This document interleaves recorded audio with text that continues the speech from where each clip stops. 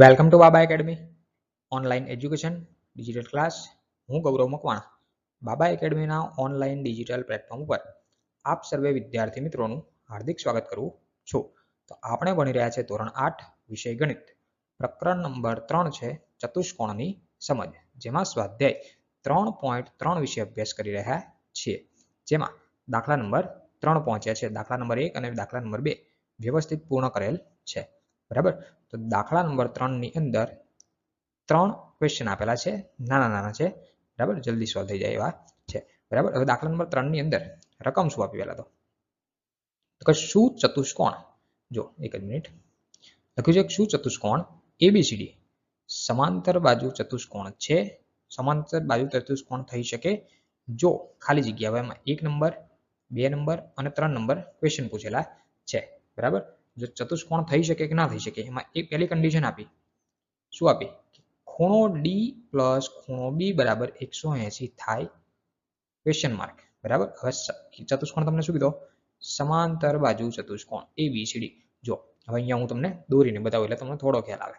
બરાબર. ચતુષ્કોણ કેવો? સમાંતર બાજુ, બે બાજુ કોઈ પણ સમાંતર હોય. બરાબર. સમાન, બધી બાજુ સમાંતર એકબીજાને. બરાબર. જો એબીસીડી કીધું તો આ એ, આને કહીએ બી, આને કહીએ સી અને આને કહીએ ડી. બરાબર. સમાંતર બાજુ ચતુષ્કોણ. સમાંતર બાજુ ચતુષ્કોણમાં આપણને ખબર છે એના નિયમો. શું ખબર છે?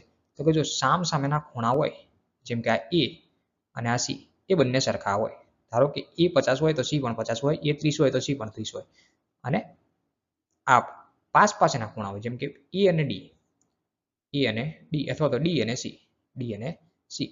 પાસ પાસેના જો ખૂણા હોય તો એ પૂરક હોય. કેવો હોય? પૂરક હોય. એ આપણને ખબર છે. હવે એક નંબરમાં તમને પૂછ્યું શું?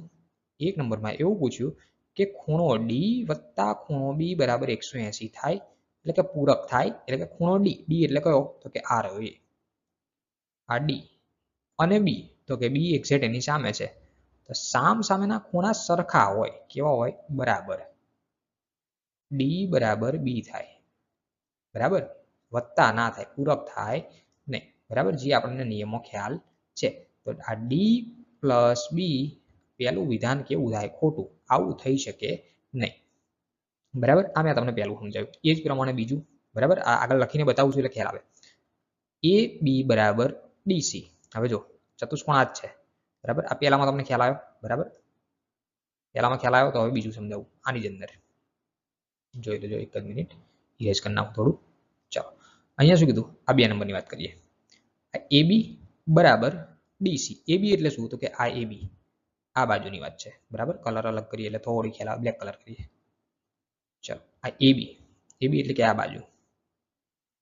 બરાબર. પછી બરાબર ડીસી, ડીસી એટલે કે એની સામેની બાજુ, ડીસી એટલે એની સામેની બાજુ. બરાબર કેટલા કીધા? 8 સેમી. તો કે એ બી નું મૂલ્ય 8 છે, તો સામે ડીસી નું મૂલ્ય પણ 8 થાય. પણ એવું કહે છે કે એડી બરાબર 4. એડી એટલે કે આ એડી, આ 4 હોય તો પછી આ બીસી પણ 4 જ થવું જોઈએ. એ કંઈ વધી જાય નહીં. અહીંયા 4.4 કીધા. તો આ સમાંતર બાજુ ચતુષ્કોણ હોઈ શકે નહીં. એટલે કે પહેલામાં પણ ખોટું, આવું ના થઈ શકે. બીજામાં પણ ખોટું, આવું થઈ શકે નહીં. બીજું પણ ખોટું, આવું ના થઈ શકે. બોલો, ખબર પડી? હજુ આગળ ડિટેલમાં સમજાવું એટલે તમને ખ્યાલ આવશે. બરાબર. આ ખાલી રફ વર્ક, હાથ વર્ક કરીને આપી મેં તમને. ચાલો, 3 નંબર. 3 નંબરમાં શું કીધું? ખૂણો એ બરાબર 70, તો ખૂણો સી બરાબર 65 થાય ક્વેશ્ચન માર્ક છે. આવું થાય. ચલો, ખૂણો એ, આ ચતુષ્કોણ તો આનો છે. ખૂણો એ, તો કે એ આરો એ, આને 70 કીધા. કેટલા કીધા? 70.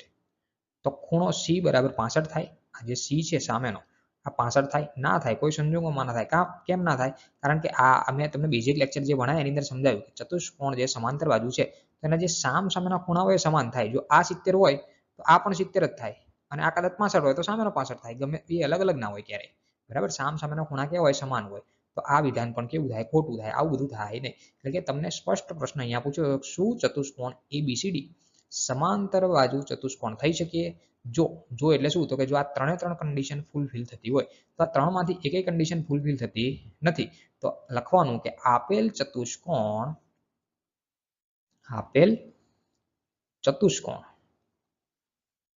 ચતુષ્કોણ એબીસીડી જે સમાંતર બાજુ ચતુષ્કોણ નથી. ચતુષ્કોણ નથી. કેમ નથી? તો કે આ ત્રણે ત્રણ કન્ડિશનો જે છે એ ફૂલફિલ થતી નથી. હવે હું તમને થોડું ડિટેલમાં મતલબ કે આ જે મેં સમજાવ્યું એનું રીતે જે કોમ્પ્યુટર ટાઈપ કરીને મૂકેલું છે એ તમને સમજાવી દઉં. આ મેં હાથથી લખીને તમને સમજાવ્યું. જોઈ લઈએ. ચલો, એક નંબરમાં શું કીધું? ખૂણો ડી વત્તા ખૂણો બી બરાબર 180 થાય. તો અહીંયા આપણે આકૃતિ બતાવી ABCD બરાબર. તો અહીંયા શું કીધું? ખૂણો બી અને ખૂણો ડી સામસામેના ખૂણા છે જે પૂરક હોય બરાબર. જો ખૂણો કયો? ડી, આ ડી અને ખૂણો બી, બી એટલે કે આ જે સામસામેના ખૂણા છે જે કેવા છે? પૂરક નથી. સામસામેના ખૂણા કેવા હોય? સમાન હોય, પૂરક ના હોય. પૂરક કોને કહેવાય? પાસ પાસેના. જો પાસ પાસે જો ખૂણો કદાચ બી અહીંયા હોત તો બંનેનો સરવાળો તમે 180 લખી શકત. બંનેનો સરવાળો કેટલો? 180 લખી શકત. પણ અહીંયા એવું થતું નથી. પરંતુ સમાન હોય નહીં એટલે માટે કહી શકાય કે ખૂણો બી ડી વત્તા ખૂણો બી બરાબર 180 હોઈ શકે નહીં. એટલે કે પહેલી કન્ડિશન તમારી ખોટી છે બરાબર, સમાંતર બાજુ ચતુષ્કોણ બનાવવા માટે. હવે 2 નંબર જોઈએ. 2 નંબરમાં શું કીધું? AB બરાબર DC બરાબર 8 અને AD 4 તો BC 4.4. તો આવું પણ ના થાય. આકૃતિ આપી જો. અહીંયા શું કીધું?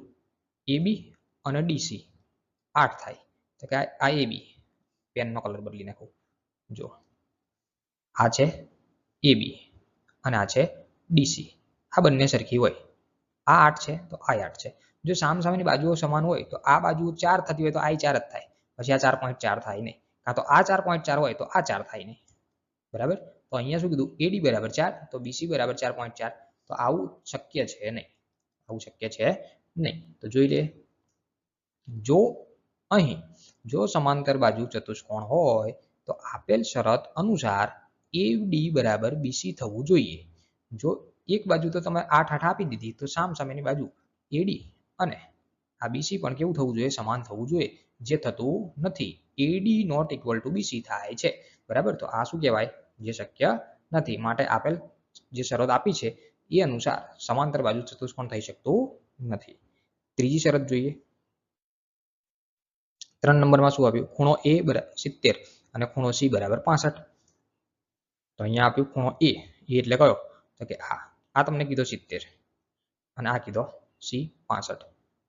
આપણને ખબર છે કે સામસામેના ખૂણા હંમેશા સમાન હોય. જો આ 70 છે તો આ 70 હોય, આ 65 હોય તો કદાચ આ 65 હોય બરાબર. બંને અલગ અલગ તો ના જ હોય. બંને અલગ અલગ હોય નહીં બરાબર. તો અહીંયા કીધું જો સમાંતર બાજુ ચતુષ્કોણ હોય તો આપેલ શરત અનુસાર ખૂણો A અને C સરખા થાય બરાબર. પણ એવું થતું નથી. માટે A not equal to C થાય છે, જે સમાંતર બાજુ ચતુષ્કોણ દર્શાવતો નથી બરાબર. આપેલ શરત અનુસાર કહી શકાય કે સમાંતર બાજુ ચતુષ્કોણ હોઈ શકે નહીં બરાબર. તો દાખલા નંબર 3 ના 3 દાખલાઓ હતા. હવે ચોથો દાખલો જોઈએ. ચલો, ચોથાની રકમ આપી. દાખલા નંબર 4. જો આ શું કહેવા માંગે છે કે એક એવા ચતુષ્કોણની કાચી આકૃતિ દોરો કે જે સમાંતર બાજુ ચતુષ્કોણ ના હોય પરંતુ તેમાં સામસામેના ખૂણાની એક જોડ સમાન હોય. કહેવા એવું માંગે છે કે એક એવી આકૃતિ તમે દોરો બરાબર. આ તો આશરે મેં દોરી બરાબર. આકૃતિ દોરો એમાં શું કહે છે કે જેના સામસામેના ખૂણાની જોડ કેવી હોય? સમાન હોય બરાબર. તો કે આ ખૂણો જે છે એટલો જ આ થવો જોઈએ, આ ખૂણો જેટલો છે એટલો જ આ થવો જોઈએ બરાબર. પણ સમાંતર બાજુ ચતુષ્કોણ હોય નહીં. એટલે તમે આને લંબચોરસ એને દોરી શકો, ચોરસ એને દોરી શકો. અને સમાંતર બાજુ આ પ્રમાણે આપણે દોરીએ છીએ એવો પણ દોરી શકાય નહીં બરાબર. સમાંતર બાજુ ચતુષ્કોણ થવો ના જોઈએ એવું સ્પષ્ટતા તમને કરી દીધી. સમાંતર બાજુ ચતુષ્કોણ થવો જોઈએ નહીં, આવું તમને સ્પષ્ટ કરી દીધું. જો ચોરસ દોરીએ તો આને સમાંતર બાજુ કહેવાય, કારણ કે બધી બાજુ સરખી છે. આ સામસામેની બાજુ સરખી થાય તો આને સમાંતર કહેવાય. લંબચોરસ દોરીએ તો આને પણ સમાંતર કહેવાય. આ બે સામસામેની બાજુઓ સરખી બરાબર. આ રીતે દોરીએ તો આને પણ સમાંતર જ કહેવાય, સામસામેની બાજુઓ સરખી બરાબર. હવે અહીંયા તમને સ્પષ્ટતા શું કરી કે સમાંતર બાજુ ચતુષ્કોણ ના હોય પરંતુ સામસામેના ખૂણાની જોડ સમાન હોય. તો એવો એક ચતુષ્કોણ આપણે ભણી ગયા જેને પતંગ આકાર ચતુષ્કોણ કહેવાય. કેવો ચતુષ્કોણ કહેવાય? પતંગ આકાર ચતુષ્કોણ કહેવાય. આ રીતે કંઈક દોરી શકાય પતંગ જેવો, કે જેના સામસામેના ખૂણા સમાન હોય. ધારો કે આ 30 હોય તો એની સામે એક્ઝેક્ટ આ પણ 30 હોય, આ 35 હોય તો એની એક્ઝેક્ટ સામે આ પણ 35 હોય. આને પતંગ આકાર ચતુષ્કોણ કહેવાય. કેવો ચતુષ્કોણ કહેવાય? પતંગ આકાર ચતુષ્કોણ, જેની આકૃતિ આપણે દોરી નાખીએ. જોઈ લો બરાબર. ખ્યાલ આવ્યો બરાબર. તો આનો જવાબ થયો.